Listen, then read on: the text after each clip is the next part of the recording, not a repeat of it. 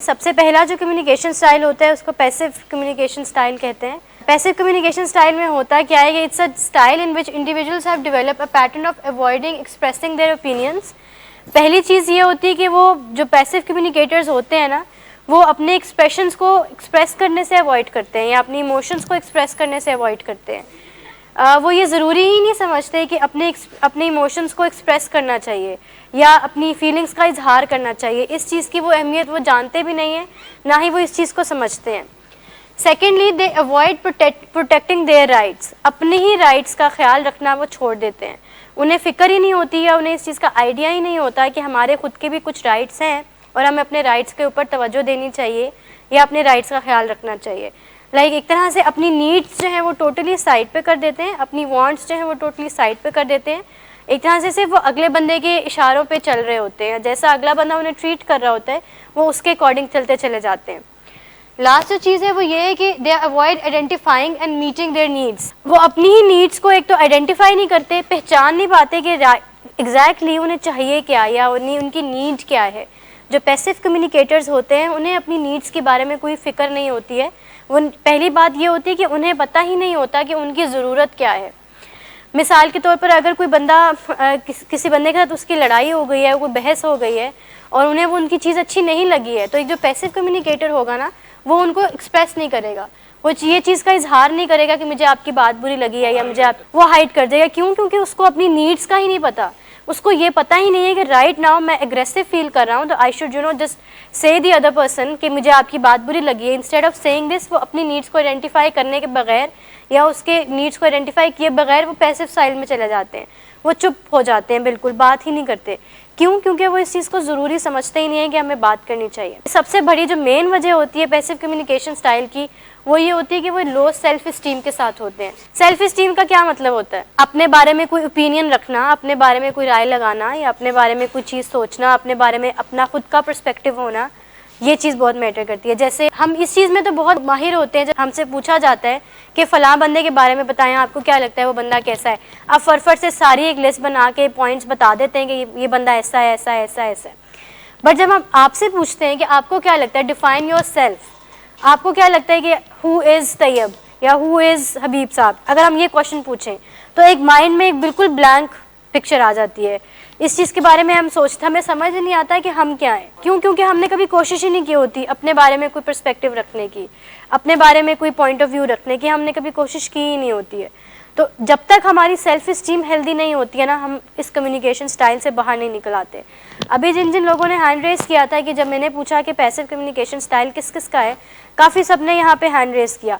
तो one of the main reason ये हो सकती है ये इस सेल्फ इस्टीम लो होने की, कि किसी का भी अगर कोई पैसिव कम्युनिकेशन स्टाइल है तो उसकी one of the main reason हो सकती है कि जो उनकी सेल्फ इस्टीम है वो लो है। सेल्फ इस्टीम और सेल्फ कॉन्फिडेंस में फ़र्क क्या होता है? सेल्फ कॉन्फिडेंस मीन्स एतमाद होना। लाइक फॉर एग्जांपल, आप में एक टैलेंट है ड्राइविंग का, आप इस चीज़ के ऊपर सेल्फ कॉन्फिडेंट है। क्यों? क्योंकि you have this talent and you know कि आप में ये टैलेंट है, ठीक है। लेकिन अगर सिर्फ इस पर्टिकुलर एग्जाम्पल को अगर हम लेकर देखें, ड्राइविंग अच्छी आने की वजह से आप ये कह सकते हैं कि मेरी सेल्फ इस्टीम ज़्यादा अच्छी है, मतलब आप इस चीज़ को लेबल नहीं लगा सकते, बट हम ये कह सकते हैं कि आप कॉन्फिडेंट हैं, you have this self confidence कि आपको ड्राइविंग अच्छी आती है। बट इसका मतलब ये नहीं है कि आपकी सेल्फ इस्टीम भी हाई है या आपकी सेल्फ इस्टीम भी हेल्दी है, इसका ये मतलब नहीं होता। तो सेल्फ इस्टीम और सेल्फ कॉन्फिडेंस दोनों डिफरेंट होती हैं। सेल्फ कॉन्फिडेंस जो होता है वो यूजुअली हमारे टैलेंट से रिलेटेड होता है, जो हमारे इननेट पर्सनैलिटी ट्रेट्स होते हैं इनसे रिलेटेड होता है सेल्फ कॉन्फिडेंस।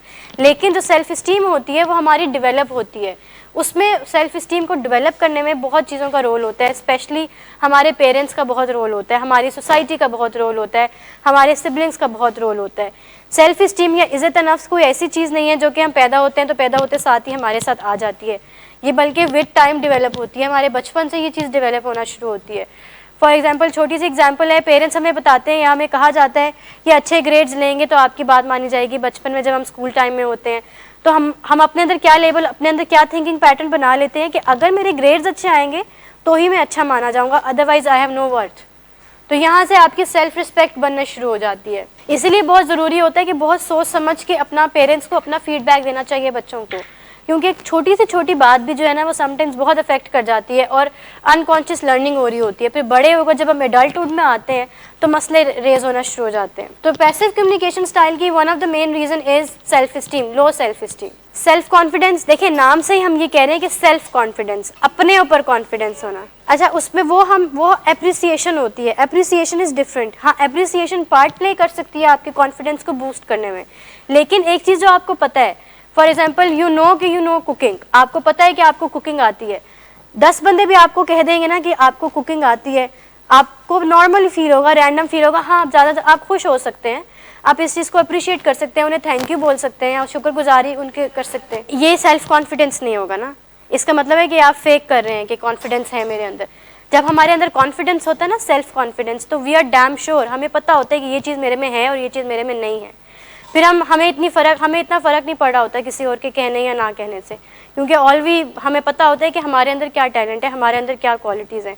अगले बंदा अगर हमें कोई कुछ भी कहे ना, अगर अगला बंदा हमें ये कह दे कि आपको ड्राइविंग नहीं सही से आती है, तो जो बंदा सेल्फ कॉन्फिडेंट होगा वो यही पिक्चर पोर्ट्रे करेगा कि मुझे बहुत अच्छी ड्राइविंग आती है, आई नो माई पोटेंशियल, मुझे मेरी पोटेंशियल का आइडिया है। आप खुद भी करते हो और एक्सटर्नल आपकी दूसरी चीज़ें भी हेल्प करती हैं आपको डेवलप करने में। फॉर एग्जांपल, अगर आप कोई आज काम अच्छा करते हैं तो आपको अप्रिसिएशन मिलती है, इस चीज़ ने आपको अप्रिशिएट किया ना, अप्रिसिएशन हेल्प करेगी आपके कॉन्फिडेंस को डेवलप में, बट कॉन्फिडेंस खुद से आता है। जैसे एक चीज़ में हम फेल हो जाते हैं, जैसे हम कुकिंग करते हैं, एक दफ़ा हमने कुकिंग कर ली, वो अच्छी नहीं बनी, हम दोबारा से ट्राई करते हैं वो चीज़ बनाना, उसके बाद फिर हम दोबारा से ट्राई करते हैं वो चीज़ बनाना, आहिस्ता आहिस्ता हमें कॉन्फिडेंस आ जाता है। तो ये जो ट्राइंग की जो एक जो वो नीड होती है, जो कि हमें पुश कर रही होती है कि हमने बार बार ट्राई करना है और मैंने उस टाइम तक पहुँचना है जहाँ पे मैं अच्छा कुक कर पाऊँ, वो जो चीज़ है वो तो हमारे अंदर से ही हमें मोटिवेट कर रही होती है ना। तो पैसिव कम्युनिकेशन स्टाइल में समझ में आ गया कि ये कौन कौन सी चीज़ों को जो है अवॉइड कर रहे होते हैं। सबसे पहले तो कि वो अपने ओपिनियंस और फीलिंग्स को एक्सप्रेस करने से अवॉइड कर रहे होते हैं, उसके बाद वो अपने राइट्स को प्रोटेक्ट करने से अवॉइड कर रहे होते हैं, लास्टली जो है वो अपने राइट्स को या अपनी नीड्स को आइडेंटिफाई करने से अवॉइड कर रहे होते हैं। उन्हें पता ही नहीं चल रहा होता कि हमारी नीड्स क्या हैं, हमारे राइट्स क्या हैं, इस चीज़ को वो हाईली निगलेक्ट कर रहे होते हैं। एक तो आप ये चीज़ फील कर रहे होते हैं कि अगला बंदा जो है वो एग्रेशन या वायलेंस साइड पे चला जाएगा तो बोलने का फ़ायदा नहीं है। क्यों? क्योंकि आपको लग रहा होता है कि मैं अगर अपना पॉइंट ऑफ व्यू शेयर करूँगी ना तो ये मैटर नहीं करता। ये भी पैसिव कम्युनिकेशन स्टाइल की ही पिक्चर है, क्योंकि ये चीज़ आपको किसने कहा है कि आपका पॉइंट ऑफ व्यू मैटर नहीं करता। यू मैटर्स ऑल्सो, आपका पॉइंट ऑफ व्यू भी मैटर करता है। इस चीज़ को कभी भी इस तरह से नहीं लेना चाहिए कि अगर अगला बंदा वायलेंस में चला जाएगा या गुस्सा करेगा तो मुझे बात नहीं करनी चाहिए। अपना पॉइंट ऑफ व्यू ज़रूर शेयर कर देना चाहिए। पैसिव एग्रेसिव में भी होता है, पैसिव में भी होता है। पैसिव में ज़रा लेटली आगे जाके बहुत ज़्यादा आउटबर्स्ट होता है। पैसिव का मतलब बहुत बिल्कुल चुप हो जाना, कोई बात ही ना करना, और एग्रेसिव का मतलब कि बहुत ज़्यादा बात करना और फिर बहुत ज़्यादा रूड हो जाना, शाउट करना, बदतमीज़ी करना, वायलेंस की तरफ चले जाना। As a result passive individuals do not respond to hurtful और एंगर इंड्यूसिंग सिचुएशंस, कि जब जैसे आपने अभी बात की कि एक ऐसी सिचुएशन क्रिएट हुई है जहाँ पे आप बहुत हर्ट हो रहे हैं, आपको दुख भी हो रहा है, अफसोस हो रहा है, आपको गुस्सा भी आ रहा है, अगला बंदा आपके ऊपर बहुत ज़्यादा शाउट कर रहा है, बट आप हेल्पलेस फील करके कुछ बोल नहीं रहे। ये करते हैं, यही एग्जैक्टली पिक्चर होती है पैसिव कम्युनिकेशन स्टाइल की, कि आपको पता होता है कि अगर मैं बोलूँगा तो फ़ायदा नहीं है, आपको डीप डाउन दुख भी बहुत हो रहा होता है, अफसोस भी बहुत हो रहा होता है, परेशानी भी आपको बहुत हो रही होती है, लेकिन आप में इतनी करेज या इतनी हिम्मत नहीं होती कि आप इस सिचुएशन को कन्फ्रंट कर सकें या उनको बता सकें, अपना पॉइंट ऑफ व्यू शेयर कर सकें। इस चीज़ के लेके कॉन्फिडेंस नहीं होता। इसकी जैसे अभी हमने रीज़न डिस्कस की कि इसकी रीज़न होती है सेल्फ इस्टीम का लो होना, इज़्ज़त नफ्स का लो होना, सेल्फ रिस्पेक्ट का लो होना। हमें अपने ऊपर कॉन्फिडेंस नहीं होता, अपने ऊपर एतमाद नहीं होता कि हम ये चीज़ को बेयर कर सकते हैं या हम इस चीज़ को फेस कर सकते हैं। इस चीज़ को लेकर हमारे अंदर कॉन्फिडेंस नहीं होता। ये अभी मैंने बताया ना कि इट्स नॉट समथिंग जो बचपन से मतलब हम पैदा हों तो हमारे साथ आए, ऐसा नहीं होता। इट्स समथिंग जो हमारी सोसाइटी, हमारे पेरेंट्स, हमारे सिबलिंग्स इसको डेवलप करने में, इन्वायरमेंट से, हमारी सोसाइटी, हमारा कल्चर, हमारा होम इन्वायरमेंट, हमारे सिबलिंग्स, ये सब चीज़ें बहुत इंपॉर्टेंट रोल प्ले करती हैं। हाई सेल्फ इस्टीम हमने ये डिस्कस किया, इन्फ्लेटेड सेल्फ इस्टीम होती है, और जो हेल्दी सेल्फ इस्टीम होती है that's in between low and inflated self esteem. अच्छा, एज अ रिजल्ट होगा क्या कि जब ये पैसिव कम्युनिकेटर ये सब चीज़ें फेस कर रहा होगा ना, तो अंदर ही अंदर बहुत ज़्यादा इरिटेशन सी डेवलप होना शुरू हो जाएगी, घुटन डेवलप शुरू होना हो जाएगी, फ्रस्ट्रेटेड बहुत ज़्यादा फील करना शुरू हो जाएंगे। क्यों? क्योंकि वो लेट आउट कर ही नहीं रहे हैं अपनी चीज़ों को, अपने इमोशंस को वो लेट आउट नहीं करे, एक्सप्रेस नहीं करे, तो वो अंदर ही रख रहे हैं अपने अंदर, एक मतलब बहुत ज़्यादा बिल्टअप चीज़ें होती चली जा रही हैं। इसका रिजल्ट ये होगा कि उनमें बहुत ज़्यादा चिड़चिड़ापन, आना शुरू हो जाएगा, हर टाइम वो फ्रस्ट्रेटेड फील करना शुरू हो जाएंगे। अगर उनसे कोई बात भी करेगा तब भी वो अपने आप को टोटली आइसोलेटेड कर लेंगे, किसी से बातचीत करना पसंद नहीं करेंगे।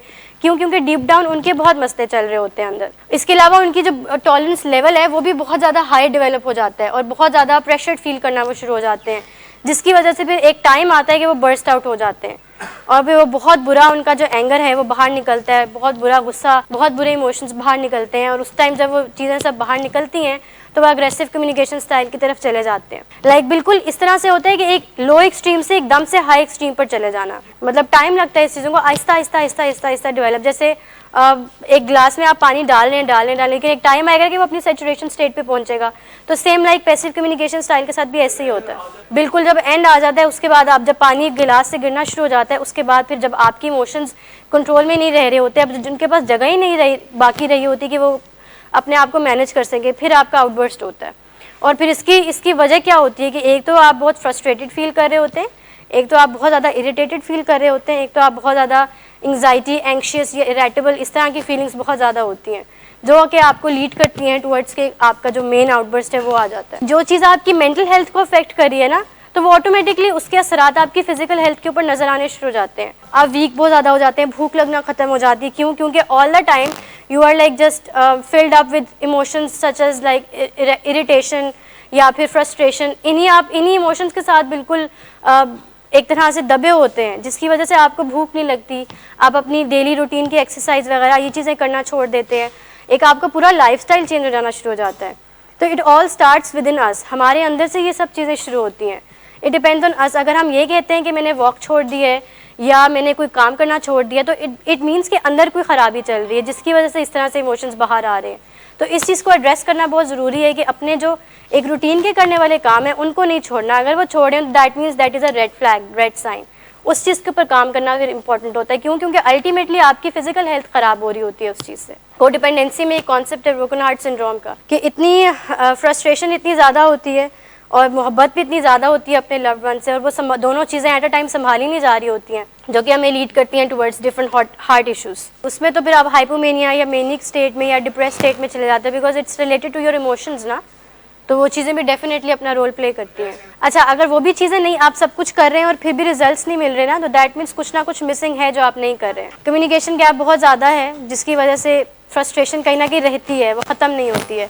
क्योंकि आज आके हर चीज़ का, हर मसले का हल जो है ना वो बातचीत होता है। हमें लग रहा होता है कि बातचीत करने से ऐसे मसले हल नहीं होंगे, लेकिन टू बी वेरी ऑनेस्ट बहुत चीज़ें कंट्रोल हो जाती हैं, बहुत चीज़ें हैंडल हो जाती हैं अगर हम बातचीत अच्छे से करना सीख जाएं, या हमें हुनर आता हो इस चीज़ का कि बात करनी कैसे है। अगर हम अपनी बातचीत अच्छी कर लेते हैं और एक्सेल कर लेते हैं इसके ऊपर, तो कभी भी हमारी लाइफ में कोई इश्यूज़ नहीं आते। उसके बाद ये होता है कि they are prone to explosive outburst which are usually out of proportion to the triggering इंसिडेंट। After the outburst they may feel shame, guilt and confusion. जब एक पैसिव कम्युनिकेटर जब अपना आउटबर्स्ट करता है आफ्टर मतलब काफ़ी टाइम बाद, बहुत ज़्यादा फ्रस्ट्रेशन और इरिटेशन के बाद, it depends on person to person. Individuality है ना, देखें हर बंदा यूनिक है, हर बंदा डिफरेंट है, सब्जेक्टिव है, बिल्कुल पर्सन टू पर्सन वेरी करता है। किसी का मतलब 1 हफ्ते बाद, 3 हफ्ते बाद, डिपेंड्स ऑन, इवन लॉन्गर भी हो सकता है, ज़्यादा देर के बाद भी इवन आउटबर्स्ट हो सकते हैं समटाइम्स। छोटे ट्रिगर पे भी एकदम से हो जाए, बिकॉज आपके इमोशंस वेट कर रहे होते हैं किस तरह से बाहर निकलने का, और जैसे ही उन्हें कोई मौका मिलता है, छोटी सी भी बात भी गलत होती है तो फ़ौरन से वो बाहर आ जाते हैं इमोशंस। वंस इमोशन जब आपका आउटबर्स्ट होता है, उसके बाद जो एक पैसिव कम्युनिकेटर होता है ना, उसको बहुत ज़्यादा गिल्ट और शेम ट्रिप की तरफ चले जाते हैं, गिल्ट ट्रिप में चले जाते हैं कि मुझे इतना ज़्यादा आउटबर्स्ट नहीं करना चाहिए था, मुझे इतना ज़्यादा गुस्सा नहीं करना चाहिए था, मुझे इतनी ज़्यादा रूड नहीं होना चाहिए था, मुझे इतनी बदतमीज़ी नहीं करनी चाहिए थी। वो बहुत ज़्यादा एक गिल्ट ट्रिप में चले जाते हैं। इसकी रीज़न क्या होती है? बट मेन रीज़न यही होती है कि उनकी सेल्फ इस्टीम लो इतनी होती है, उन्हें कॉन्फिडेंस ही नहीं होता अपने ऊपर कि मैंने एक बात अगर कर दी है, अपने राइट को मैंने मतलब अपने फीलिंग्स एक्सप्रेस कर दिए, तो there is nothing bad in it. हाँ, फीलिंग्स को एक्सप्रेस करने का तरीका मेरा बहुत बुरा था, बहुत ख़राब था, मुझे ऐसा नहीं करना चाहिए था, but they don't feel confident on the fact कि मैंने अपनी बात कर दी है, या मैंने अपना एंगर जो है वो निकाल दिया, या मैंने अपना आउटबर्स्ट कर लिया है। बट ये चीज़ को आइडेंटिफाई करना बहुत अहम होता है कि जो उन्होंने अपना आउटबर्स्ट किया है, रूड होकर, बदतमीज़ी कर बहुत ज़्यादा डांट शाउट कर या जो भी वट एवर, जितनी भी वायलेंस की फॉर्म्स यूज़ करके जो उन्होंने अपना आउटबर्स्ट किया है, वो तरीका गलत था, बट एटलीस्ट उन्होंने अपने इमोशंस को एक्सप्रेस आउट कर दिए हैं। इस चीज़ को लेकर वो कॉन्फिडेंट फील नहीं करते और इसकी मेन वजह ये होती है कि उनकी सेल्फ स्टीम बहुत लो होती है। Passive communicators will often fail to assert for themselves. Assertiveness passive communicators के लिए बहुत ज़्यादा मुश्किल होती है। लो सेल्फ स्टीम होती है one of the main reason. चुप रहना पसंद करते हैं वो, कॉन्फिडेंस नहीं होता उनके अंदर, अगले को बुरा ना लग जाए, वेरी इंपॉर्टेंट। ये थॉट तो उनके माइंड में कॉन्स्टेंटली चल रही होती है कि अगले को बुरा ना लग जाए, बट ये चीज़ वो नहीं सोच रहे होते कि मुझे कितना बुरा लग रहा है कि मैं अपनी फीलिंग्स को इतना अवॉइड कर रहा हूँ, मैं अपनी फीलिंग्स को एक्सप्रेस नहीं कर रहा, मैं अपनी फीलिंग्स अपने इमोशन से इतनी देर के लिए भागे जा रहा हूँ, ये चीज़ उनको फील नहीं होती है। एग्जैक्टली गलत कर रहे होते हैं। देखिए, जब तक आप अपने इमोशंस को फील नहीं करेंगे ना, आप कैसे दूसरे के इमोशंस को प्रॉपरली फील कर सकते हैं। तो ये बहुत अहम होता है कि अपने फीलिंग्स को, अपने एक्सप्रेशंस को पहले फील करना चाहिए और फिर अगले बंदे के शू में पाँव रख के देखना चाहिए कि वो कैसा फील कर रहे हैं। कैसे बचा जाए? सबसे पहले तो अपने आप को इतना एजुकेशन दी जाए, पता किया जाए कि ये क्यों मैं जा रहा हूँ, इसकी वजह क्या क्या है, और फिर उन वजहों को अवॉइड किया जाए। गुस्से में आएंगे, गलतियाँ करेंगे तो ही उन गलतियों से सीखेंगे ना। वो इस वजह से क्योंकि बहुत बड़ा एक कम्युनिकेशन गैप आता जा रहा है, आपकी तरफ से भी, फैमिली की तरफ से भी, जो फिल नहीं हो रहा। जब तक वो फिल नहीं होगा तो मसले तो और से और बढ़ते चले जाएंगे। तो उस गैप को फिल करने की ज़रूरत है। ये जो अभी हम पढ़ रहे हैं, ये सब चीज़ें अच्छी थी तो अच्छी बात नहीं है ना, पैसिव होना अच्छी बात नहीं है। असर्टिव होना is the main right like communication style. वो आगे जाके हम डिस्कस करते हैं कि हेल्दी कम्युनिकेशन स्टाइल क्या होता है।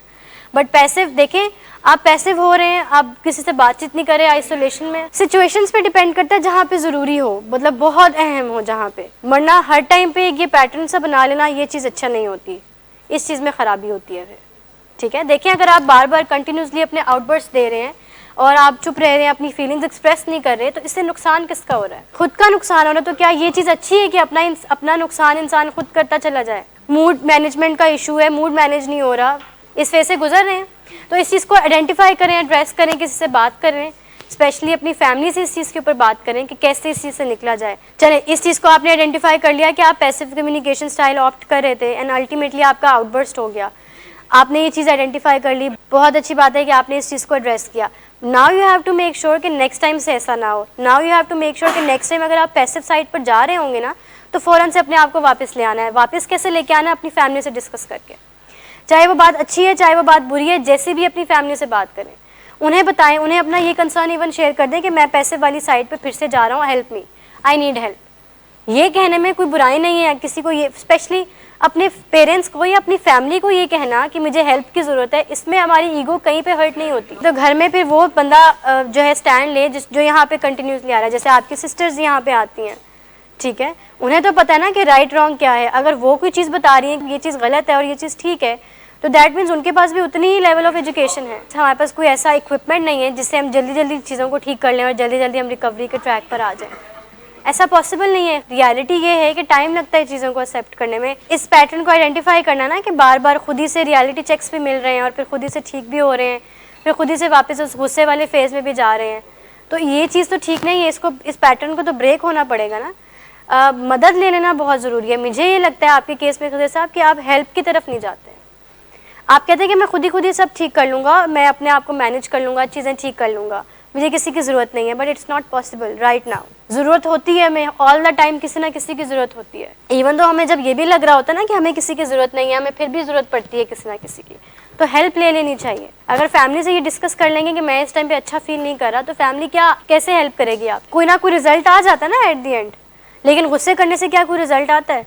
तो फिर जिस चीज़ में रिजल्ट आ रहा है ना, उस तरफ जाया करें।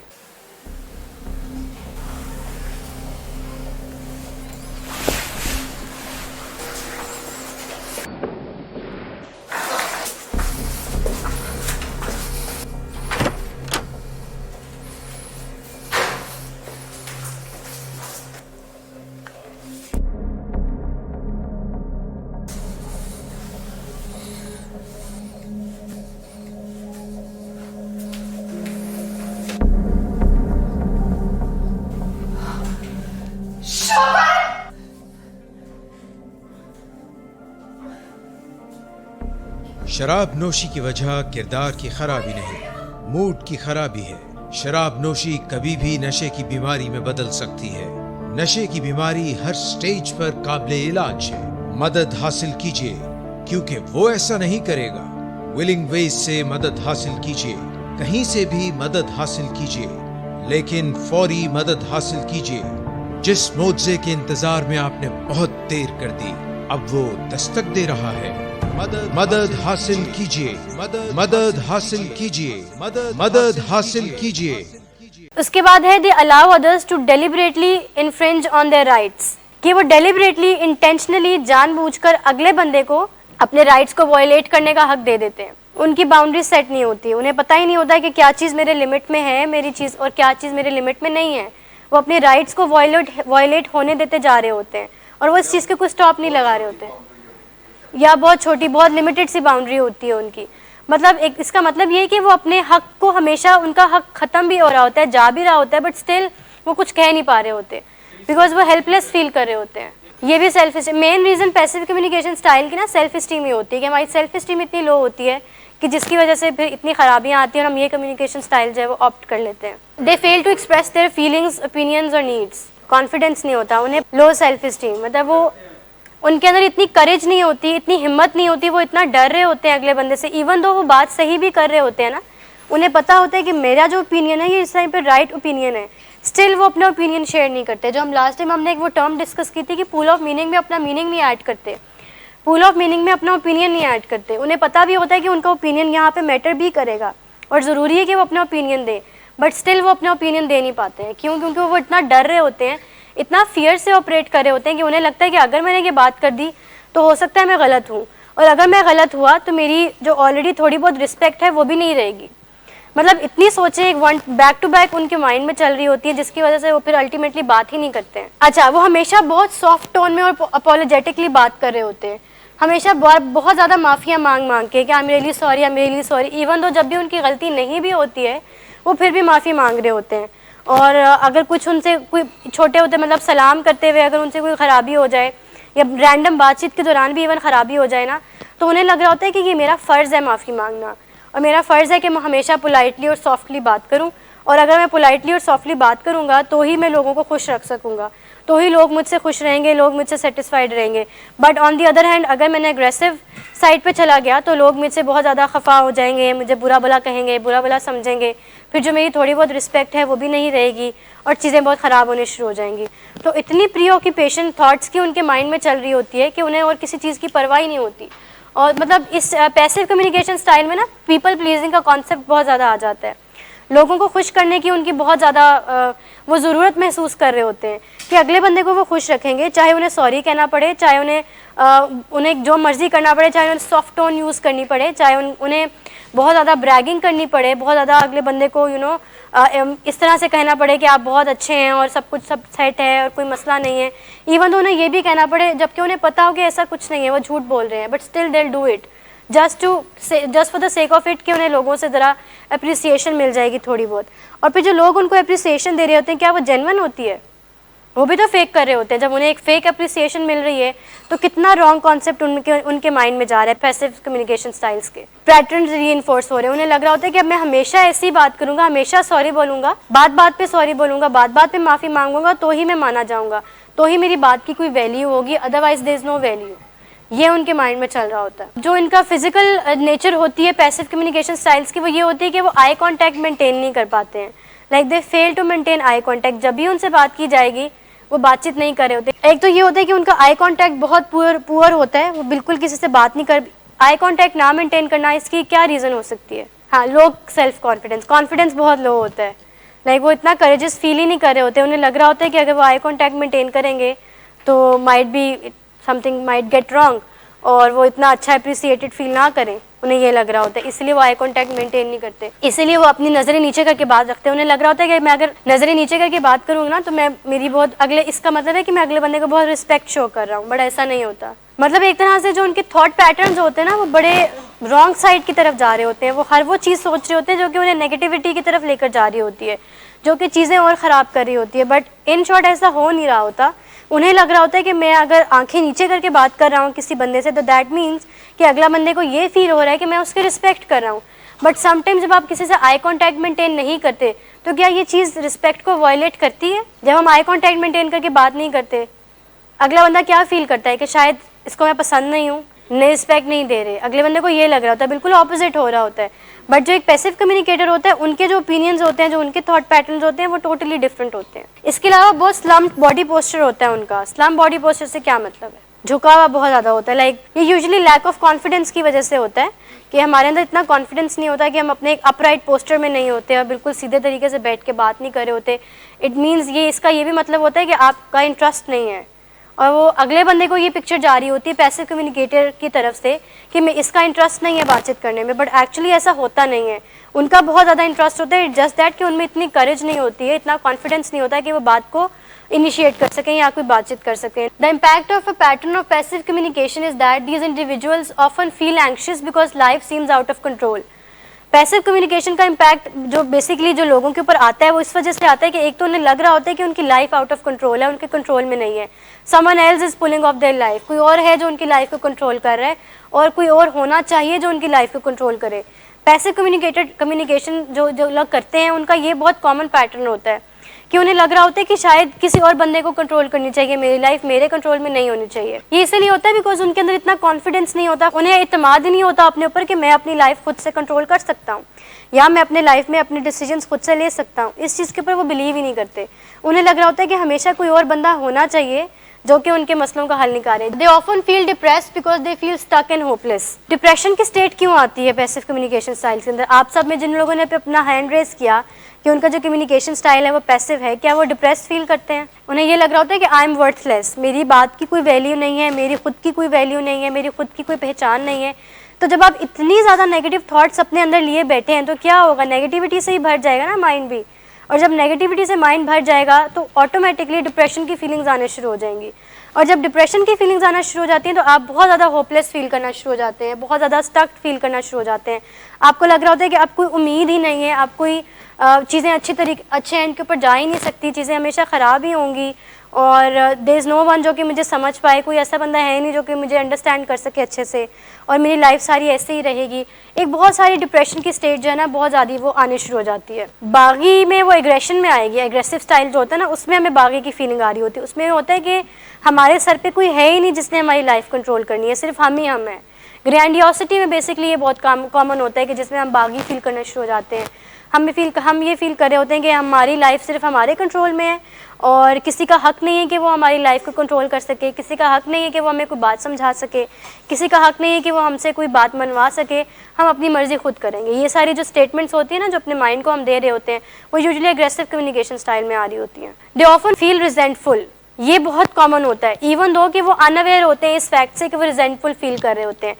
जैसे कि अगर कोई बंदा इसने अपने अंदर बात दबाई भी है वो अगले बंदे को एक्सप्रेस ही नहीं कर रहा सिर्फ इस वजह से बिकॉज उसके अंदर कॉन्फिडेंस नहीं है, बट हो क्या रहा है अंदर ही अंदर कि वो रिजेंटफुल हो रहा है, रंजिशें आने शुरू हो रही हैं उसके अंदर, लेकिन वो इस चीज़ से अनअवेयर होते हैं।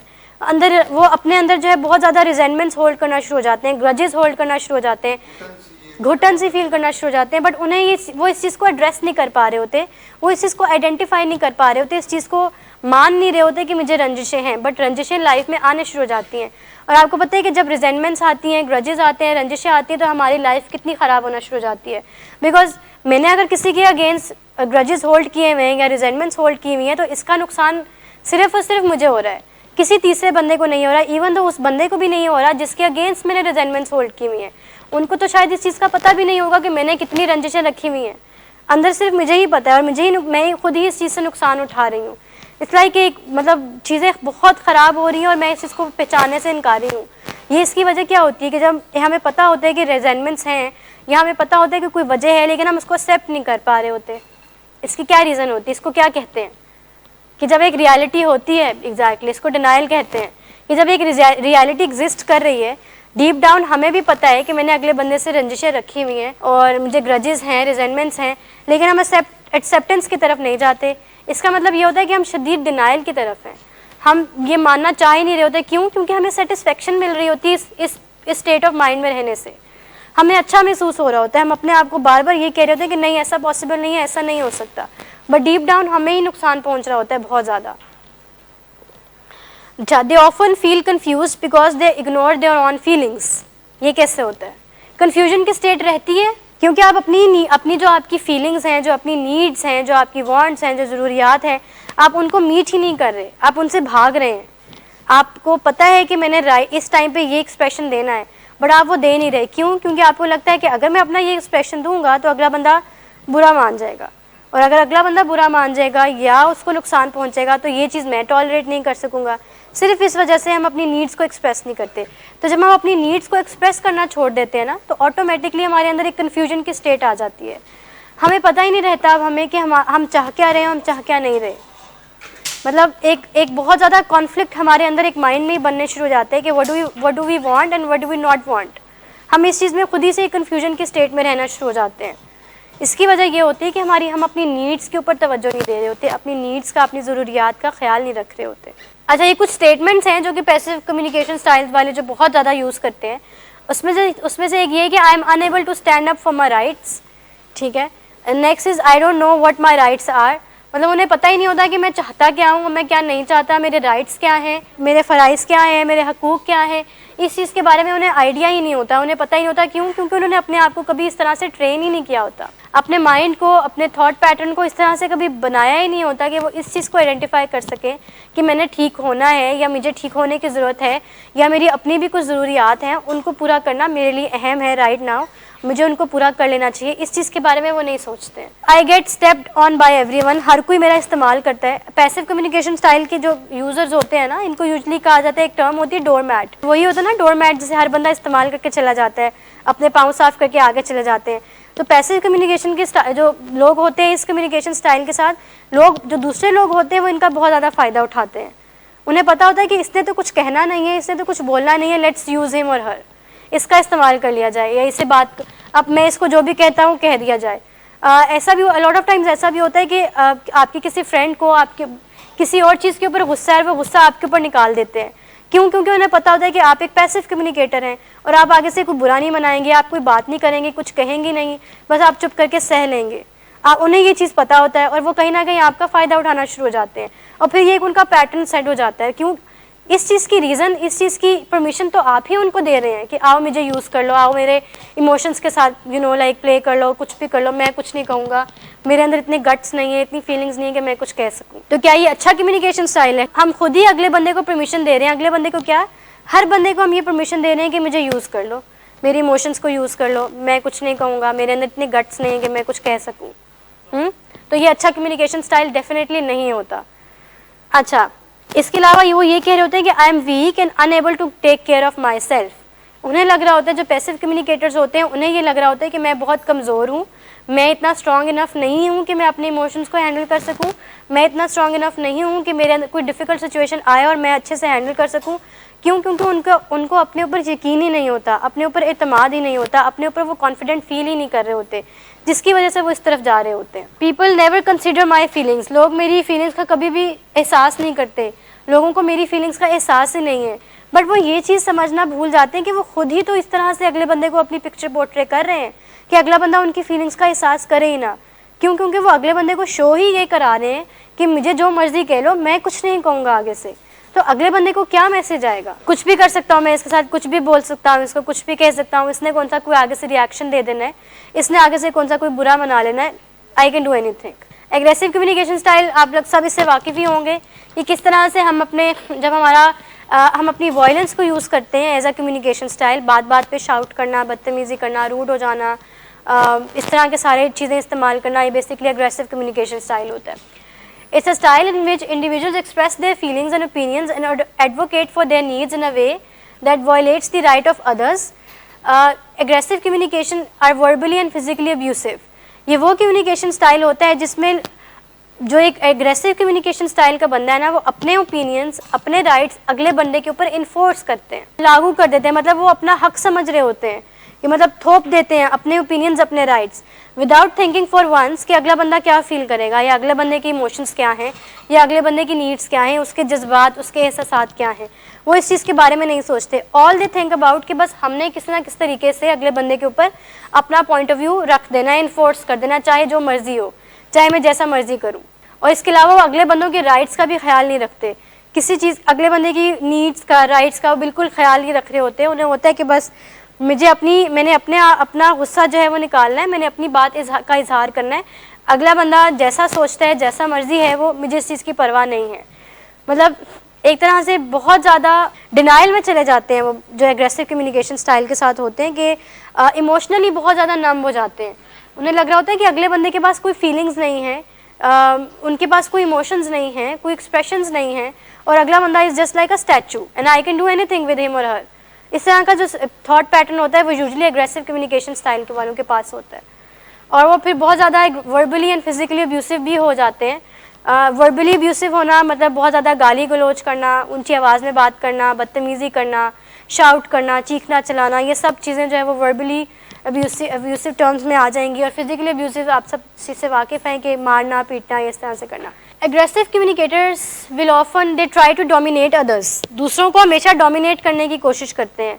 दूसरों को वो ये फील कर रहे होते हैं कि अगला बंदा हमेशा मेरे से कमतर है, मेरे से नीचे है, मैं सबसे ऊपर हूँ। ग्रैंडियोसिटी का एलिमेंट बहुत ज़्यादा होता है। वो ये समझ रहे होते हैं कि मुझे सब पता है, like I am the superior one, और मुझे कोई किसी की चीज़ से हेल्प लेने की ज़रूरत नहीं है, और मुझे कोई चीज़ सीखने की ज़रूरत नहीं है, मैं बिल्कुल परफेक्ट हो गया हूँ, मुझे सब चीज़ें आती हैं। लाइक वो एक तरह से बहुत ज़्यादा डोमिनेट कर रहे होते हैं जो एग्रेसिव कम्युनिकेशन स्टाइल के साथ होते हैं। इसके अलावा they always speak in a loud demanding and over bearing voice. जब भी बात करेंगे हमेशा ऊंची आवाज़ में बात करेंगे, क्योंकि उन्हें लग रहा होता है कि अगर ज़रा मैं रोब दिखाऊंगा तो मेरी बात मानी जाएगी, और अगर ज़रा मैं रोब दबदबे से बात करूंगा तो मेरी बहुत वैल्यू की जाएगी। क्या ऐसा होता है कि जब हम किसी से रोब दबदबे से बात करें तो हमें लग रहा होता है कि हमारा बहुत रिस्पेक्ट एंड रिगार्ड किया जा रहा है? जब कोई हमसे रोब एंड दबदबे से बात करता है, गुस्से से बात करता है, ऊंची आवाज़ में बात करता है, तो क्या हम अगले बंदे को ये लग रहा होता है कि ये तो बहुत रिस्पेक्टफुल बंदा है? अगला बंदा डर रहा होता है और अगले बंदा बिल्कुल भी रिस्पेक्ट नहीं कर रहा होता। हमें ये लग रहा होता है कि अगर मैं रोब से बात करूँगा और गुस्से से बात करूँगा तो मैं बहुत ज़्यादा माना जाऊँगा और मेरी बहुत रिस्पेक्ट की जाएगी, बट ऐसा हरगिज़ नहीं होता। अगला बंदा उतना ही आपकी रिस्पेक्ट को ख़त्म करने शुरू कर देता है, और वो सिर्फ एक फियर का रिलेशनशिप रह जाता है, सिर्फ डर का रिलेशनशिप रह जाता है, जिसमें कोई रिस्पेक्ट नहीं होती, सिर्फ और सिर्फ फियर का एलिमेंट रह जाता है। इसके अलावा they use humiliation to control others. Humiliation में क्या क्या आ जाएगा? बेइज्जती करना, बहुत ज़्यादा किसी की बेइज्जती करना, क्रिटिसाइज़ करना, सरकाज़म करना, इसके अलावा कमेंट्स पास करना, दूसरे लोगों को अटैक करना, टॉन्ट करना बहुत ज़्यादा, ये सारी ह्यूमिलिएशन में आ जाएगा कि आप अगले की इंसानियत का ख्याल ही नहीं रख रहे हैं। और आप जब भी बात करते हैं तो आप ऊंची आवाज़ में बात करते हैं, जब भी बात करते हैं तो आप कमेंट्स पास करते हैं, क्रिटिसाइज़ करते हैं, और कोई मतलब ढंग की बात नहीं करना या सीधे तरीके से बात ना करना, हमेशा बात करना तो हंस के या मुस्कुरा कर, एक फ्लॉन्टिंग सी स्माइल देकर, एक एक स्मर्किंग सी स्माइल देकर इस तरह से बात करना कि अगले बंदे को लगे कि हाँ आप बहुत कूल हैं और आप अच्छे से बात करें, बट ऐसा होता नहीं है। इसके अलावा they not listen as well, बिल्कुल भी नहीं बात सुनते।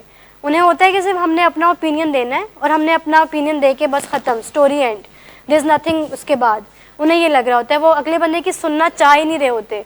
जैसे हम किसी से बातचीत कर रहे होते हैं ना, किसी के साथ आर्ग्यूमेंट में होते हैं या बहस में होते हैं, हमारे माइंड में ये होता है कि मैंने इसके बाद अपना जवाब क्या रखना है, लाइक हमने ऑलरेडी जवाब रेडी करके रखा होता है, हम लिसनिंग एंड पर होते ही नहीं है। आपको पता है listening is one of the very first tool for communication. बातचीत करने से पहले लिसनिंग स्किल्स आते हैं। जिस इंसान के पास लिसनिंग स्किल्स नहीं होते हैं ना, वो कभी भी कम्युनिकेशन की तरफ जा ही नहीं सकते। जब भी हम कम्युनिकेशन स्टाइल्स रीड करते हैं ना, तो सबसे पहले लिसनिंग स्किल्स आते हैं। हालांकि हमें ऐसा लग रहा होता है कि लिसनिंग और कम्युनिकेशन में का तो आपस में कोई लेना देना नहीं है, सारा लेना देना है ही इनका। मेन चीज़ ही ये होती है कि अगर हमारी लिसनिंग एंड से अगर हम अच्छे हैं तो ऑटोमेटिकली हमारी जो कम्युनिकेशन है वो भी अच्छी होती चली जाती है। They always act थ्रेटिंगली and rudely, हमेशा अगले बंदे को थ्रेट ही करते हैं, या जब भी बात करनी है तो थ्रेट्स दे के करनी है, धमकियाँ देकर करनी है, या फिर रूडली बात करनी है।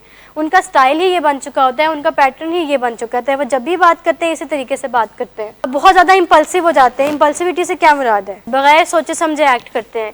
उन्हें कोई आइडिया नहीं होता कि वो बोल क्या रहे हैं, वो सोच क्या रहे हैं, वो कह क्या रहे हैं, एक्ट क्या करें, बट उन्हें सिर्फ अपना रिएक्शन देना ही देना है, चाहे वो जैसा भी हो। उसके ऊपर वो वर्क भी नहीं करते, अपना होमवर्क भी नहीं करते कि उन्होंने अपना रिएक्शन कैसे देना है, बस वो दे देते हैं। और बिल्कुल बहुत ज़्यादा इम्पल्सिविटी में आके डिसीजंस भी ले लेते हैं, बहुत ज़्यादा इम्पल्सिविटी में आके सोचते भी हैं इवन, और फिर अपना रिएक्शन भी उसी के अकॉर्डिंग देना शुरू कर देते हैं। उनकी फ्रस्ट्रेशन टॉलरेंस बहुत लो होती है।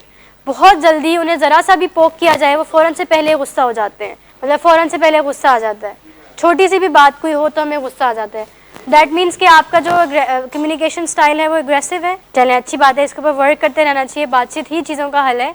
अगर हम बातचीत नहीं करेंगे तो ऑफकोर्स मसले और से और बढ़ते चले जाएंगे। ये चीज़ें बहुत ज़्यादा खतरनाक है। आपको पता है, चीज़ों को इंटरनलाइज करना रेदर देन एक्सप्रेस कर देना बहुत डेंजरस होता है। पैसिव में आएगा डेफिनेटली, आउटबर्स्ट तो डेफिनेटली होगा, लेकिन ये पैसिव कम्युनिकेशन स्टाइल में आएगा।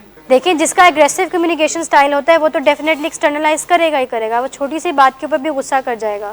जैसे अभी बिलाल साहब ने कहा कि छोटी सी भी कोई बात होती है मैं गुस्सा कर देता हूँ, फिर गुस्से में क्या से क्या हो जाता है, वो एग्रेसिव कम्युनिकेशन स्टाइल होगा। लेकिन एक पैसिव कम्युनिकेशन स्टाइल होता है ना, उसमें हमारा फ्रस्ट्रेशन टॉलरेंस बहुत ज़्यादा होता है। क्यों? क्योंकि जब भी हमें छोटी सी भी बात फ्रस्ट्रेट करी होती है हम उसको इंटरनलाइज कर लेते हैं और हमारे अंदर इतना स्टेमिना बिल्ड होना शुरू हो जाता है फ्रस्ट्रेशन को लेकर कि इतनी ज़्यादा फ्रस्ट्रेशन हमने अपने अंदर बिठा ली होती है, पेंट अप करी जा रहे होते हैं हम। दैट मीन्स कि आपको वाकई में हर छोटी छोटी बात के ऊपर गुस्सा चढ़ रहा होता है, इरिटेट करी होती है बात। तो यू मस्ट सीक हेल्प, बात करें अपने काउंसलर से इस चीज़ के ऊपर।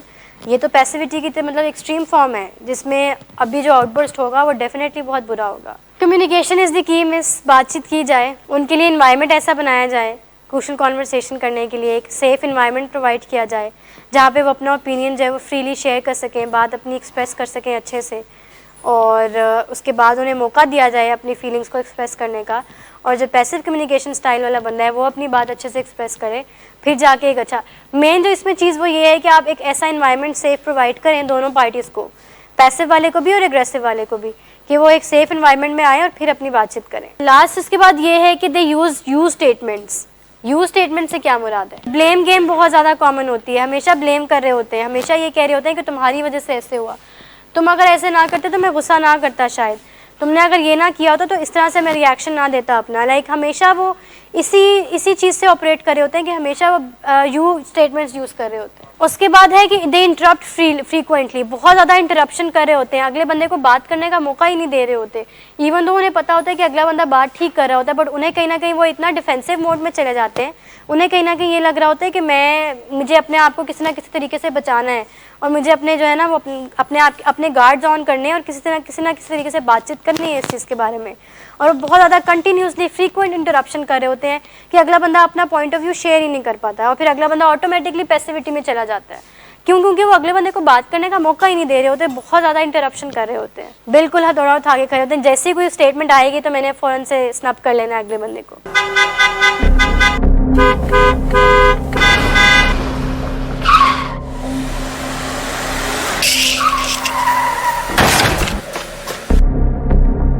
घटिया इंसान, इतनी देर से गेट क्यों खोला? सोए हुए थे तुम क्या? सर मैंने तो मिनट भी नहीं बकवास ना कर तुम मेरे साथ।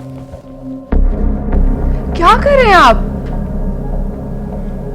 अब्बा जी घर पे हैं, नशे में गालियां दे रहे हैं। खुदारा होश में आए, क्या हो गया आपको? होश में कैसे आऊं? सारा किया धरा इन्हीं का तो है। शराब नोशी की वजह किरदार की खराबी नहीं, मूड की खराबी है। शराब नोशी कभी भी नशे की बीमारी में बदल सकती है। नशे की बीमारी हर स्टेज पर काबिले इलाज है। मदद हासिल कीजिए, क्योंकि वो ऐसा नहीं करेगा। विलिंग वेज से मदद हासिल कीजिए, कहीं से भी मदद हासिल कीजिए, लेकिन फौरी मदद हासिल कीजिए। जिस मुआवजे के इंतजार में आपने बहुत देर कर दी, अब वो दस्तक दे रहा है। मदद हासिल कीजिए, मदद हासिल कीजिए, मदद हासिल कीजिए।